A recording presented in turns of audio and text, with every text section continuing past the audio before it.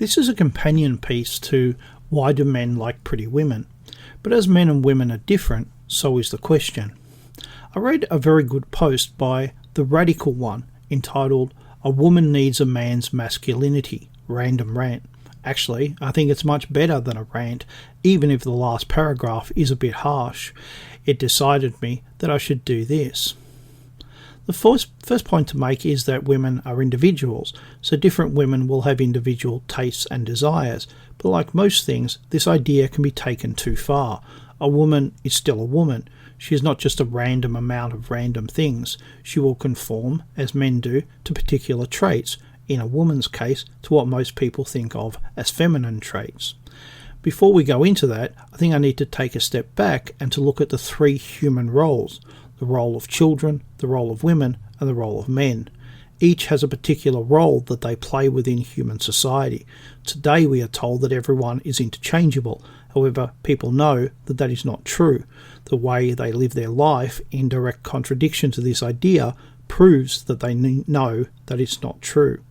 So what are the roles? The role of children is to grow, learn, and develop. The role of women is to nurture children as well as men and to be the intermediate between children and men. The role of men is to protect, provide, and to be the intermediate between women and children and the rest of the world. If I may put it another way, think of a circle with 3 rings. The inner ring is made up of children, the next ring is made up of women, and the outer ring is made up of men. Each ring in the circle strengthens the other while maintaining its own integrity. All of that means that women have a natural role to play, and the closer she is to fulfilling that role, the happier everyone will be. Today, that simple fact is often ignored, even rejected. As traditionalists, we should never do that. Men and women are different in both their physical bodies and in their internal life. As a man, I don't like my emotions. They are powerful and can be overwhelming. They seem such an unnatural part of life, unwanted and intrusive. But for a woman, such thoughts are bizarre. For women, emotions are a constant companion. As a man, I want things to make sense, for things to be rational. But women are used to things not making sense, and rational thinking can seem reptilian, cold, brutal, and uncaring. I'm not saying that women are mentally unstable or unintelligent. I'm saying that they are emotional, that they are constantly in flux, changing, and rarely staying still in their thinking. But what women want from men are constant, even though each individual woman has her preferences. Women seek 3 things from men. 1. Height and build. 2. Social status. 3. Strength and stability. Now you may have noticed that there are actually 5 things listed. Women are looking for a combination of those things, effectively making them one. Let's look at each in turn. Height and build. Women are not as interested in a man's looks as men are in women's, within reason of course. But height is one thing that most women will not compromise on. Height is important because she wants to look up to a man, to feel that he can protect her. The human male is one of the tallest creatures on earth, and animals rarely attack creatures taller than them. His build goes along with his height. Women are attracted to muscle over fat. The male is hard and the female is soft. Opposites attract. Social status. Most men think that women are attracted to money, but money is merely a symbol of a man's social status. Some women will give up anything for a man with money, but most women will not, because what most women want is a provider, a man who has the ability to protect her and to provide for her.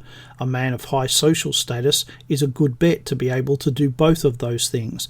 A man's ability to protect and provide is important in the abstract and in the practical.